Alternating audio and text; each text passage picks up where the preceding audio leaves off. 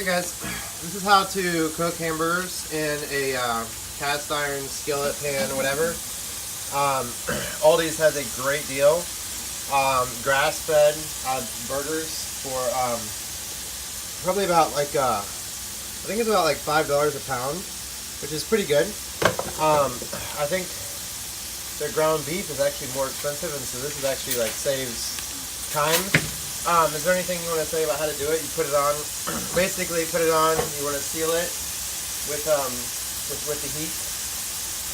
You just heat the pan up, and then you sear it, and you cook it, and you flip it every now and then to make sure it's cooked all the way. You don't want to ever press it down and squeeze the juices out. Just be gentle and kind to your hamburgers. Now, how do people know if it's done or not? You can check the temperature inside. The box usually tells you like the temperature for whatever. I usually just cook it like, I'll sear it on the outside, and then I'll turn the heat down when I feel like it's cooked enough, and then let it simmer about like 15 minutes, and then that's really easy for it. And do you put anything in the pan, any oil or butter or anything? No, you don't need to put anything in it. Usually the meat is fatty enough that it's oil in it. So guys, this is here's a burger right here with this on it. So obviously this will need to come off. So, and then I guess he's doing cheese right here, and then you just want to put that on when it's about done.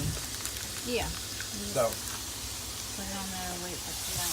Alright guys, if this video is helpful to you, if you enjoyed this, do you have any tips you want to add? Please leave them in the comments below. Thank you guys so much for watching. God loves you. I love you. I just put a little salt and pepper on it. Oh, salt and pepper too, guys. There you go.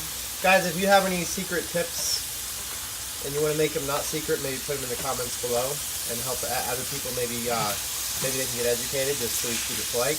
I love you guys. God loves you. And you guys are very special. Thank you guys so much for watching. Have a good day, and God bless you.